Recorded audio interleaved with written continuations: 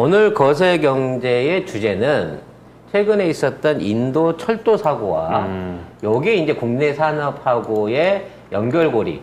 예, 물론 이제 남의 불행이긴 하지만 이 비극적인 사태가 우리의 아픈 손가락 대안을 살려줄 수 있을지 요 부분에 대한 얘기를 좀 해보고 싶어요. 사건의 개요를 좀 보자면 6월 2일 날 철도 사고가 났어요. 철도 사고가 어떻게 났냐면 이 화물차가 정지해 있는 철도로 여객열차가 들어가 버린 겁니다. 그래서 서 있는 화물열차를 1차로 들이받았어요. 문제는 이제 들이받으니까 얘가 탈선을 했겠죠. 근데 탈선을 하는 과정 중에 탈선한 열차가 옆 철도에 걸쳐져 버린 거야. 근데 그 걸쳐져 있는 사고 상황에서도 옆 열차에도 또 그 사람을 탄 열차가 와서 또 받은 거야. 그래갖고 사실 추돌이 열차 세대가 이 추돌이 나게 된 거예요. 문제는 이게 인재인지 아니면 시스템의 문제인지를 인도 정부가 정확하게 못 밝히고 있다는 겁니다. 그래서 사고 수습을 하기 위해서 사실 저기가 뭐 288명 죽고 1000명 다쳤다는데 이게 뭐 쉽게 말해서 죽은 사람들 돈 주고 얼른 합의 봐버리고 구체적인 숫자를 지금 계산을 안 해주고 있어요. 아마 사망자 한 명당 600인가 주고 중상자는 80, 경상자는 30 주고 돈으로 입을 막아버린 거야. 그리고 죽었는지 살았는지 모르는 상태의 사람들은 트럭에다 싣고 나가버린 거예요. 그러니까 국제적인 이미지를 말하자면 개선하기 위해서 사고 원인부터 시작하고 피해 상황을 인도가 다 감추고 있어서 더 욕을 처먹고 있는 겁니다. 근데 문제는 너무 어이없는 사고라는 거야. 이게 수신호 할 수 있는 사람만 하나 있었어도 막을 수 있는 사고인 거예요. 그리고 그 사고가 일어나서 이제 옆 열차로 넘어갔잖아? 그럼, 야, 사고 났다. 그 열차 오는 열차들 못 들어오게라고 하는 진짜 기본적인 통신망이라든지 내 경보 시스템이 있었다고 하면 이런 일이 안 일어난다는 거지. 근데 인도는 이런 게 일어날 수밖에 없는 구조를 갖고 있어요. 무슨 얘기냐면 인도가 전 세계 4대 철도 강국입니다. 강국이라기보다는 철도가 그냥 많은 거 규모가 큰 거야. 그쵸. 철도 거잖아, 그냥. 규모가 큰 나라야. 그래서 이게 거의 7만 킬로 정도의 철도 노선이 연장이 돼 있어요. 아니 도시 도로 인프라가 제대로 안 돼 있으니까 그거를 철도로 연결한 거 아닙니까? 문제는 이 철도가 98%의 이 철도가 1830년대에 지어진 거예요.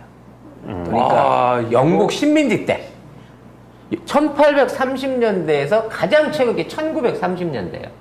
그러니까 인도가 점령하고 있던 시절에 식민지에다가 만들어준 열차를 지금까지 100년 동안을 그냥 그걸 타고 있는 거야. 이게 거의 두세 기 가까이 됐네요. 거의 200년 된 거지. 1800년 되면 2세기잖아, 두세 기. 그렇지. 그래서 이렇게 어마어마한 그 오래된 골동품 열차가 전체 열차 구간에 7만 킬로 중에 98%야. 그래서 이 98% 구간에는 사실상 자동으로 통제될 수 있는 장치 따위는 없는 거야. 근데 특히 그게 안 되는 이유가 뭐냐면 이 철도로 이 하루에 실어 나르는 인구가 어마어마해요. 1200만 명이 하루에 이용을 합니다. 객차가 14,000대. 1200만 명? 1200만 명. 서울시 인구 전체가. 그렇지. 그리고 여기 8,000개예요. 그리고 하루에 15억 톤, 연간 15억 톤의 화물을 운송을 합니다. 그러니까 예를 들어 보수를 하려고 그러면 노선을 세워야 되잖아. 세우면 이 사람들이 기다리거나 멈춰야 돼. 그러니까 어떻게든 사고가 나면 빨리 기차를 세우고 남아있는 기차로 다음 걸 해야 이 국가 인프라가 돌아가는 상황인 거란 말이죠. 그래서 특히 이번에 사고가 났던 이쪽 지역은 동부 해안선을 관통하는 지역이에요. 그러니까 인도의 무역과 산업이 전부 다 연결돼 있는 주요 공업 도시들이 쫙 깔려 있는 지역이야. 내륙에는 물이 없어가지고 제대로 된 그 도시들이 커질 수가 없잖아. 그래서 해안 지역 위주로 오랫동안 인도에서 유지되던 대도시들이 관통하는 노선이라서 특히나 사람들이 많이 다니고 이 노선을 통해서 인도의 이제 각 발전소나 공장으로 들어가는 석유나 석탄이 공급이 되는 거야. 그러니까 노선 하나에 사람 열차 하나 다니면 화물 열차 2대가 다녀. 그러니까 맨날 표가 모질이지. 사람은 타고 가야 되는데 지금 사람이 중요한가 아니거든, 인도 입장에서는. 그래서 화물 열차를 편성을 더 많이 해. 우선적으로 가. 그러니까 사람들이 맨날 화물 열차 올라타거나 아니면 승객 표를 안 끊고 그냥 대롱대롱 매달려서 가는 거야. 우리 옛날 피난 열차 타듯이. 아, 저 다큐멘터리에서 몇 번 본 것 같아요. 근데 인도 사람들 그게 막 현실인 거야.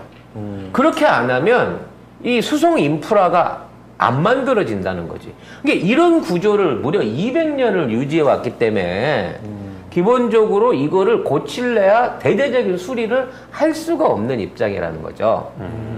그래서 이번에도 사고가 나자마자 제일 중요한 건 수습이야. 빨리 저 열차를 치워야 다른 열차들이 지나갈 거 아니야.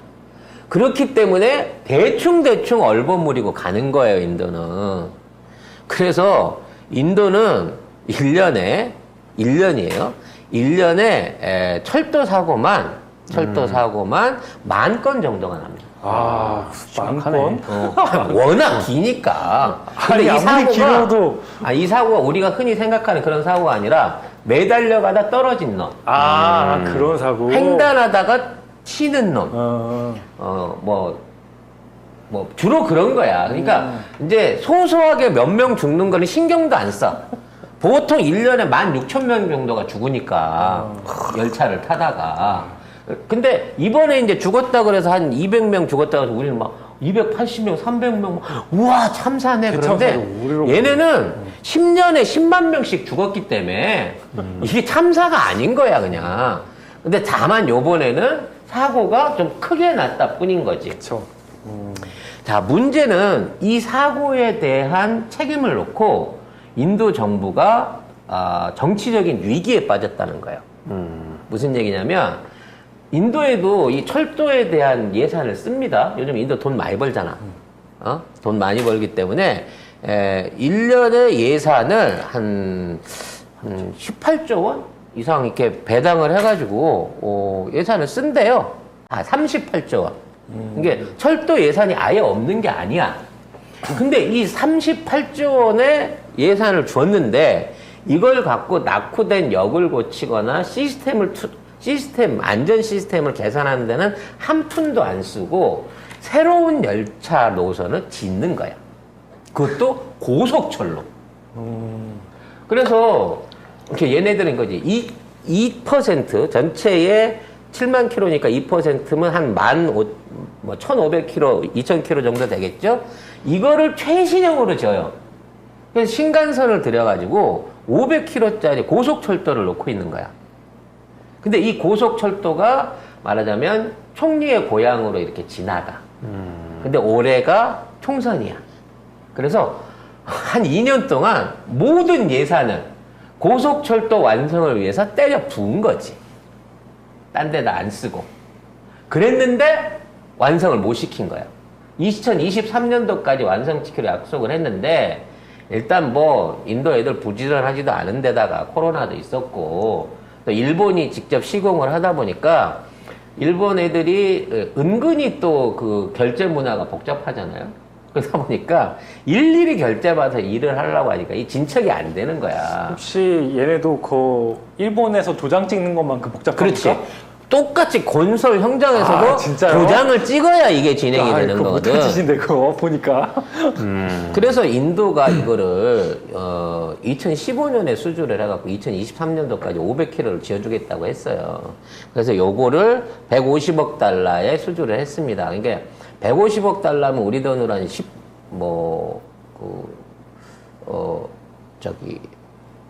15조 원, 18조 원까지 벌 수 있겠죠. 18조 원 정도의 500km를 지어주기로 했으니까 사실은 굉장히 싸게 지어주기로 한 거예요. 우리나라는 5km가 3조 원입니다. 오늘 윤석열이가 기공식 갔다 왔잖아요. 철도 5km 고속철 연장하는데 3조 원이 들어요, 우리나라도. 아, 그렇게나 많이 들어. 5km밖에 안 돼. 공사비가 그렇게 들어. 5km 연장. 근데 이건 500km에 18조 원에 짓고 있는 거라서 이건 뭐 사실 남을 수가 없는 장사인 거죠. 그런데다가 이 중에 80%를 융자를 해줬어요, 일본이. 18조 중에서도. 근데 얼마를 융자를 했냐면 연리 0.1%로 50년 상환 조건으로 융자를 했습니다. 50년. 그럼 공짜로 준 거지 뭐. 그냥 거저네요. 거기다가 원전 기술, 그 다음에 군사 기술, 플러스 전기, 그러니까 기차 통제에 관련된 안전 기술들을 다 주기로 했어요. 그러니까 쉽게 말해서 인도를 중심으로 해갖고 저개발 열차 개발하는 사업을 인도 중심으로 하겠다고 파격적으로 아베가 돈을 때려 분 거예요. 이게 다 아베니까 할 수 있는 짓거리야. 지 돈 주고 지가 지으면서 야, 우리가 이걸로 고속철 지어줄 테니까 니네한테 기술 전수해 줄 테니까 저속철 해. 라고 기술을 준 거야. 그래서 이제 지네는 350km 신간센인 거고 한 180km 정도 갈 수 있는 그걸 뭐라 그러죠? 전차. 이게 고속철은 아니지만 고속전차 기술을 이제 인도한테 양도를 해줬어요. 그래서 이거를 이제 인도식으로 또 얘네들이 만든 거야. 그러니까 고속철은 구간을 12개밖에 안 두고 길게 가는 거고 이 고속철에서 연결할 수 있는 중속철이죠. 한 160, 180km 되니까 요걸 갖다가 기술을 줘갖고 요걸 전철로 운영하게끔 해갖고 2018년도에 이거를 개통을 해줬어요. 개통하고 그 다음날 노선이 멈췄어. 왜 멈췄을까요? 네, 한참 가고 있는데 소가 횡단을 하다가 소를 받았는데 네, 전동차 내량이 깨져버렸어. 그러니까 사람은 절대 그걸 안 건너갔겠지. 쳐 죽을 일 있어? 그리고 사람을 쳤으면 그렇게까지 전동차가 깨질 일이 없는데 아니 뭔 놈의 전차가 소를 한 마리 받았다고 열차 차량이 4개가 깨져버린 거야. 이게 실제 있던 일이야. 이렇게 되면서 똑같은 거죠. 자, 신간선에 들어가는 기술로 가지고 이런 준 고속 열차부터 저속 열차를 전체적으로 이제 열차 제어를 할 수 있는 기술을 일본식으로 해서 인프라를 깔아줬단 말이야. 그래서 이번에 사고가 났는데 이 사고 난 구간에 그 기술이 적용이 됐는지 너는 그와 관련해갖고 사람이 그거를 무시했는지 그리고 이와 관련된 기술들이 도대체 전체 구간이나 열차에 얼마만큼이 깔려 있는지에 놓고 이게 자칫 잘못하면 외교 사안으로 넘어갈 수가 있어요. 아니 무슨 일본은 아직도 표 끊잖아요. 지하철에서. 그렇지. 아니 그런 애들한테 그거 받아서 뭐해? 그러니까 이런 말도 이게 인도 정부 자체가 지금 아예 기존에 있는 노후 노선을 놓고 새로운 노선을 까는 게 날 수도 있어 차라리. 근데 문제는 이제 얘네들 입장에서는 이왕 놓는 거 우리나라 지금 가고 있는 이런 시스템은 싫다는 거지. 뭔가 삐까번쩍하게 정치적으로 보여줄 수 있으니까 야 인도도 고속철을 가질 수 있어 라고 생각하는 건데 이 고속철 사업이라는 게 해봐서 알지만 중국도 고속철 라인을 그렇게 깔았지만 그게 다 빚이 돼갖고 지금 중국 경제를 망가뜨리는 원인이 되고 있잖아요. 그러니까 고속철은 국민 소득에 맞을 때 우리처럼 맨날 KTX 타려면 자리가 없을 정도로 국민들의 소득 수준과 소비 수준과 관리 수준이 돼야 되는 나라에서 쓰는 거고 이런 나라는 아직까지는 구식 기차나 전동차를 알차게끔 만들어 쓰는 게 좋다는 거야. 그리고 우리는 국토가 좁아서 짧잖아. 짧으니까 예산이 좀 덜 들어간단 말이야. 그리고 인구가 유동인구가 이제 어차피 가는 노선은 똑같잖아요. 부산 무슨 대전, 서울 딱 이 정도로 짧고 명확하고 유동인구가 많으니까 그게 먹히는 건데. 그러니까 우리나라에서 아니 600km, 그렇게 넓은 데서 그거 어떻게 해? 우리나라에서 감당이 되나? 안 되지? 600km, 700km, 600km 뭐 이런 세계 신기록 세운다고 고속철을 만들 이유가 없어요. 아니, 2분만 가면 다운역인데 600km를 내면 뭐 할 거야? 300km로 가나 600km로 가나 서울 부산 가서 30분밖에 차이가 안 나. 이거 딱 그런 느낌이죠. 우리가 여기서 이제 그 비행기 타고 일본 갈 때 떴다 그러고 딱 내려가는 그런 느낌이죠. 그래서 고속철도 가면 딱 그런 느낌이지. 그래서 이제 모디 총리가 지금 인기가 한참 좋은데 이게 지지율 80%. 이게 개인 인기로 이게 안 되는 거예요. 여기도 저기거든. 지방자치 제고 내각제잖아. 모든 주에서 얘기해야 돼. 많은 주에서 얘기해야 돼. 근데 이 철도 문제와 위험성이 부각되기 시작하면서부터 모디 총리의 표가 막 떨어지고 있고 이제 모디 총리 입장에서는 야, 일본이 기술 준다고 하더니 고속철 빨리 준다고 하더니 고속철 개통시켜 준다고 하더니 우리를 속였다. 라는 식으로 일본에 엎어치기 할 가능성이 높아진 거예요. 이게 대만에서 트럭 때문에 그 철도 사고 나가지고 사람 엄청 많이 죽었잖아요. 근데 그게 철도 사고가 난 것도 중요하지만 거기 납품됐던 일본체 열차가 너무 물렁해갖고 사람이 더 많이 죽었다 막 이런 얘기가 나오고 있거든. 그럼 이와 마찬가지로 자기 기술이 아닌 일본 기술을 위주로 해갖고 만들어놓은 현재의 인도 시스템 자체가 이게 완전히 이제 새로운 방향으로 바뀌어야 된다. 리셋을 해야 된다라는 요구를 받고 있다는 거죠. 그런데 인도에서 너무 잘 나가고 있는 회사가 있어요. 삼성물산하고 현대로템입니다. 즉 얘네들 열차는 아예 손도 안 돼. 전철만 해. 그래서 지금 뭐 문재인 대통령하고 그때 총리랑 이재용도 만나고 그 터널 뚫고 이런 거 봤잖아요. 지금 인도에 짓고 있는 지하철 공사를 삼성물산이 싹쓸이를 하고 있고 거기에 들어가는 이 전동차들을 로템이 계속해서 납품을 하고 있어요. 그래서 현대로템이 2001년도부터 2020년도 아마 요 정도까지 지금 인도 안에서 돌아다니는 전동차에 1390량을 수주를 했어요. 근데 단순히 이게 수주만 한 게 아니라 지금까지 사고가 하나도 없었을 뿐더러 일단 전기를 적게 먹어. 그리고 이제 인도가 전력 사정이 안 좋잖아? 그럼 이제 가끔 가다가 전력이 모자랄 때가 있단 말이야. 그래도 안 멈춰. 그런데다가 에어컨이 겁나 빵빵하게 나와. 그런데다가 충돌 방지 장치까지 있는데다가 최근 들어는 무인 통제, 그러니까 무인 은행까지, 기관사 없이 무인 은행할 수 있는 시스템까지 들어가 있단 말이에요. 자, 여기서부터 이제 삼성물산하고 우리 대아티아 얘기가 나와야 되는 겁니다. 그리고 심지어는 이 기존에 있는 노선들 같은 경우에 옛날에 이걸 지어놨기 때문에 공률 반경이 좀 세요. 그게 무슨 얘기냐면 이게 속도가 높으면 열차가 원심력을 가지기 때문에 열차가 이렇게 길게 꺾어져서 돌아야 되거든?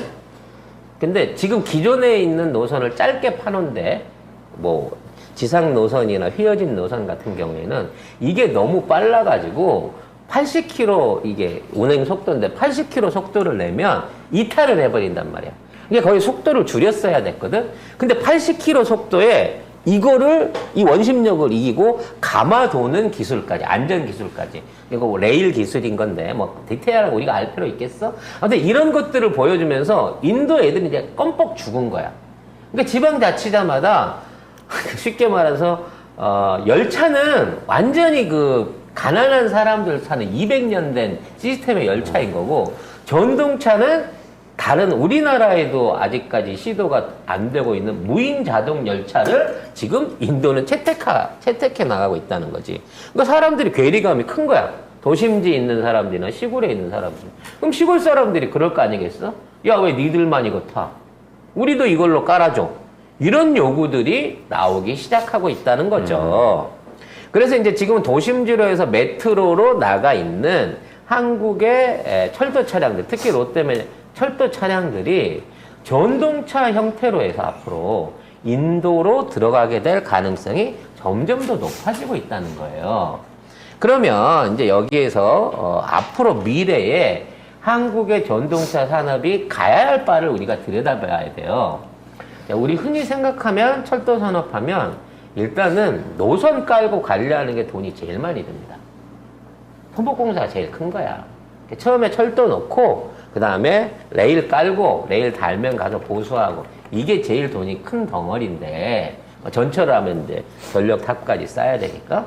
근데 이런 것들을 하기에는 우리나라가 할 수 없다는 얘기가 아니라 돈 들고 있는 놈들이 너무 덤핑을 쳐버리는 거예요. 그래서 철도 이게 지하철 공사 같은 거는 전체가 공사가 어려운 거라서 난이도가 높아.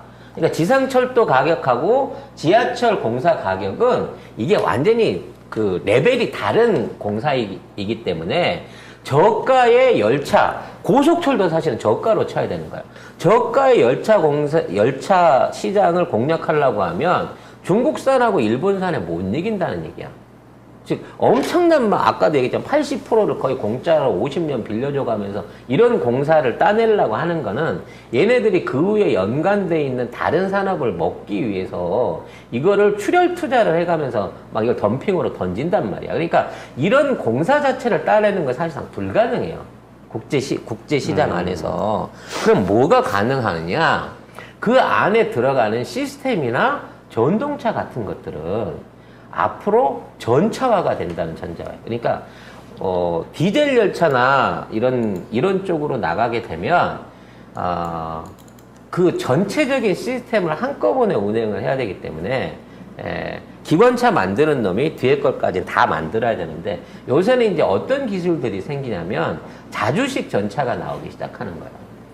그래서 그 객차 자체가 스스로 달릴 수 있는 전기 모터와 배터리를 내장을 하고 있어. 그리고 이런 전차들이 운행이 되게 되면 옛날에는 이제 전철이라 그러면 모든 노선에 전선을 다 깔아야 되잖아. 근데 이거는 일정한 구간에 충전 노선을 깔아놓으면 돼. 전 노선을 깔 필요가 없는 거야. 또는 어떠한 노선을 정해주고 철도가 지나갈 때만 충전이 되게끔 전기를 거기다 넣어주면 전기를 아끼면서 안정적으로 구동할 수 있는 전동차 형태의 앞으로 저렴한 객차들이 본격적으로 나온다는 거지. 그리고 무엇보다 제일 중요한 건 뭐냐면 안전성이에요. 제어력이 뛰어나야 된다는 거지. 그리고 이 제어력과 함께 또 하나의 중요성은 연계성이에요. 즉 어떤 열차가 어떤 속도로 왔을 때 나머지 열차들을 쉬게 했다가 얘가 지나가고 난 다음에 집어넣고 그리고 걔가 달리다가 또 다음 열차 올 때 또 얘를 다 밖으로 빼내서 쉬게 하는 뭐 요런 식의 열차의 운행 간격과 또는 열차하고 관련돼 있는 어떤 그 제어를 이용하면 단선이라고 하더라도 여러 개의 기차들을 안전하게 보낼 수 있단 말이지. 왜냐면 빠른 기차가 지나갈 때 나머지 열차들을 잠깐 간선에 빼주면 되거든. 그럼 복선화를 비싸게 하지 않아도 이러한 활용도를 높일 수 있는 그 기술적인 그 컨트롤이 가능하다는 거야. 이게 되려고 하면 전체적인 노선과 열도 차량들을 AI 시스템으로 계산을 해가지고 실시간대에 제어를 해줄 수 있는 이러한 컨트롤 기술이 필요하다는 거지. 즉, 9호선 보면 기가 막히게. 그렇지. 근데 우리나라는 9호선이 말단인 거고, KTX부터 간선열차, 모노레일까지 이 모든 것들을 한꺼번에 통제해갖고 운행하는 시스템을 이미 가지고 있어요. 이게 무려 뭐 3개의 노선이 한 곳에 집중되는데 거기에서도 문제없이 굴러가. 그리고 처음에 계획했던 대로 완벽하게 통제가 돼. 1분 이상 틀리질 않아. 진짜 대단합니다. 네. 보면. 혹시라도 예를 들어 어디서 1분이나 30초 오차가 생기잖아? 열차 속도를 조절하고 메꿔버려요. 하다못해 9호선에 오전에 보면 출근할 때 보면 사람이 엄청나게 많거든요. 그러면 열차가 되게 빨리빨리 들어와야 돼요. 그러니까 진짜 들어오는 간격이 한 5분이 안 되는 것 같아요. 한 3분? 그 정도로 하나씩 들어오나? 그것도 한 번은 일반, 한 번은 고속. 일반 고속, 일반 고속. 이거 번갈아가면서. 진짜 대단합니다. 근데 이거는 좀 있는 집에 파는 거야. 그러니까 고속철도 있고 저속철도 있고 뭐 전철도 있고 모노레일도 있고 여기에 육상교통까지 연계시킬 수 있는 요런 데다가 팔아먹는 거기 때문에 IT 강국이고 기본적으로 되는 나라에 팔아야 되는 거고. 자, 인도. 왜냐면 이제 앞으로 이걸 생각해야 돼요. 중국하고 인도 관계가 밀접해지고 러시아하고 중국, 인도가 합쳐서 경제권을 형성하게 되면 러시아부터 중앙아시아, 인도, 중동 이거를 동남아시아를 연결하는 거대한 철도 벨트가 생깁니다. 그럼 이 철도 벨트를 운영하면 나라마다 시간이 다르고 규격이 다르고 거기에 관련된 통제 시스템들이 다 달라요. 그러면 이거를 갖다가 정상적으로 운행을 하려 그러면 내가 예를 들어 중국에 있다가 파키스탄을 거쳐서 그 다음에 뭐 아랍에미레이트나 사우디나 들어갈 때도 그 모든 열차들의 속도와 주정차와 노선 관리들이 사실상 한꺼번에 이루어져야 된다는 거야. 이게 돼야 원활한 물류가 되는 거야. 그럼 사실상 그 육지로 연결되는 아시아 대륙 하나가 철도 하나로 묶어지길 바라는 게 중국의 목적이고, 아니 모든 국가의 목적이지. 만일 그것만 이루어지게 된다면 별다르게 저기를 할 필요가 없어. 배를 띄울 필요가 없어. 열차만으로도 필요한 모든 화물과 여객 운송을 담당할 수 있는 그게 된다는 거야. 문제는 나라마다 다 시스템이 다르기 때문에 어떤 방식으로 이걸 통제할 수 있을 것인가. 그 중에 제일 중요한 건 안전이지. 잘못된 차선으로 들어가거나 운행 중에 속도나 뭐 이런 제어를 잘못해갖고 이번 인도 같은 사고가 생겨나지 않게끔 어느 국가에서도 통제될 수 있으면서 통합될 수 있으면서 안전을 보증할 수 있는 기술이 꼭 필요하다는 거야. 그 기술을 가진 나라가 어디다? 대한민국이라는 거지. 그래서 우리나라에는 한국형 열차 제어 시스템이라고 하는 KTCS2라고 하는 시스템이 있어요. 그렇죠. 이거 실증도 다 끝냈고. 예. 이거는 이미 4년 동안 우리가 운행을 해갖고 실증을 한 건데 이거의 특징은 뭐냐면 통제소에서 열차를 통제하는 게 아닙니다. 즉 열차와 열차가 스스로 송수신을 할 수 있는 발신 기능을 갖고 있어요. 그래서 자동으로 열차가 지네들끼리 소통을 해서 거리나 간격이나 안정에 대한 부분을 조정을 하면서 이거를 지상에 있는 중앙 제어 장치가 통합을 하는 거예요. 즉 휴대폰만 터지면 각 열차에 달아놓은 그 위치 통제 장치, 그 다음에 운행 통제 장치를 통해 가지고 얼마든지 그 제어가 가능할 수 있는 기술이라는 거야. 그러니까 열차 자체가 하나의 살아있는 일종의 통제와 감시를 갖고 있는 거라서 절대 사고가 안 나는 거지. 열차가 이렇게 가게 되면 미리 그 앞에 있는 열차나 노선에 있는 열차가 뒤에 있는 열차들이 서로 정보를 주고받으면서 내가 지금 실제로 여기 이렇게 이 속도로 가고 있어. 조금 있다 어디다 쓸 예정이고 내가 쓰고 나면 시간이 얼마가 빌 거야. 이런 것들을 스스로 발신을 하게끔 만들어주는 장치라는 거야. 그래서 지금에 있는 장치는 철로 안에 일종의 감지기 같은 걸 놔야 되잖아요. 열차를 뭐 시각으로 보든 뭐 촉각으로 보든 지나가는 통제 장치로 보든 이런 걸로 하는 장치를 연결해 놓고 그걸로 해서 신호를 받을 수밖에 없기 때문에 그게 고장 났거나 단선이 됐거나 뭐 어떤 작동 오류가 일어났을 때는 이게 굉장히 치명적인 신호를 못 받게 되는 상황이 생기는데 이거는 열차들끼리 서로 이걸 다 알아서 자율적으로 주고받으면서 통제 관리를 하기 때문에 절대 사고가 일어날 수 없는 거야. 이 장치를 갖춰놓으면. 그럼 이 장치가 표준이 되면 인도 같은 데 어떻게 되겠어? 굳이 8,000개 역에다가 복잡한 감지 장치와 그걸 연결하는 통제 장치를 쓸 필요가 없는 거야. 그냥 열차에 이 장치 하나를 달아주고 중앙 통제소에서 신호만 정기적으로 확인하고 있으면 안전하게 통제 관리가 된다니까. 이 시스템을 만들어 놓은 거예요. 이게 350km까지는 전부 제어가 되고요. 실시간 무선 정보로 이게 운영이 되는 거고, 그리고 자동으로 근접거리에 가거나 뭐 이런 자동으로 일단 무조건 충돌 방지를 하게 되면 이걸 막는 그게 최우선 설계로 돼 있는 거예요. 그리고 이와 관련된 위치 정보나 이런 걸 GPS나 철로를 통과하는 압착식이나 이런 걸 다 하는 거라서 아까 얘기했던 신호기에 너무 많은 투자를 할 필요가 없어진다는 거지. 저개발 국가한테는 이게 짱이야. 근데 우리가 이걸 4년 넘게 해서 완성했어. 나는 이게 앞으로 전 세계 저개발 철도 시장을 좌지우지할 거다. 이 신호 체계가. 그리고 이제 이 신호 체계가 완성되면 크면 클수록 그에 대한 자동 제어를 해야 되잖아요. 그러면 그거를 위한 최소한의 이제 뭐 제어기를 비롯한 컨트롤러가 필요하다는 거지. 이거 어디 거라고? 대학 거에 써야 된다는 거야. 대학밖에 없어. 이런 걸 만들 수 있는 기업은. 원래 국내에 있던 철도 신호 체계는 유럽 거였습니다. 유럽산이 들어왔던 걸 이걸 모조리 다 국산화 시킨 게 대아티아이죠. 그리고 이번에 만들어냈던 방금 설명했던 그 KTCS는 이걸 원래 유럽에 수출하기 위해서 유럽 신호 체계하고 통합을 해서 만들었어요. 그래서 내가 이탈리아, 스페인이 우리나라 열차 산업이 나가게 되면 최고 전진기지가 될 거다 했는데 요번 인도 사태를 계기로 해갖고 중앙아시아에 이게 진출하게 될 가능성이 난 매우 높다고 봅니다. 따라서 우리가 남북 통일이 안 돼서 대하한테 2년 동안 눈탱이를 맞았지만 분명히 이러한 철도 관리된 시스템, 우리는 공사를 하겠다고 맘먹으면 안 돼. 그리고 화물차나 뭐 기관차를 만들겠다고 생각하지 말고 그냥 롯데면 전동차 만들면 되고요.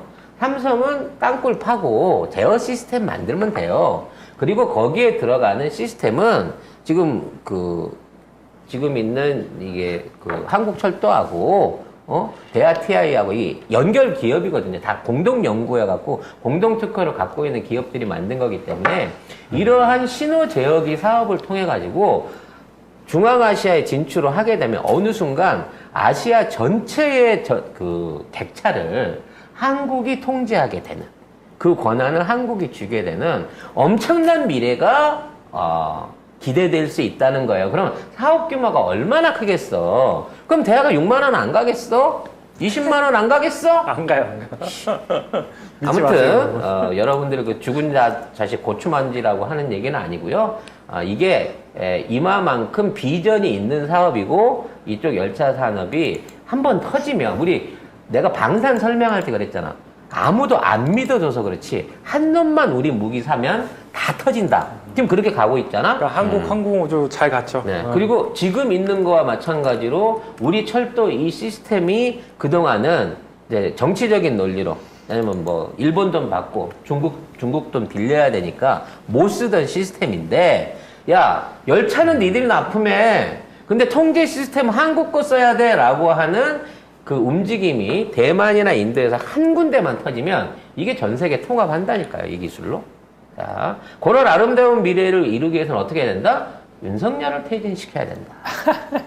이런 생각을 해보면서 자 오늘 거세경제는 여기서 마무리하도록 하겠습니다.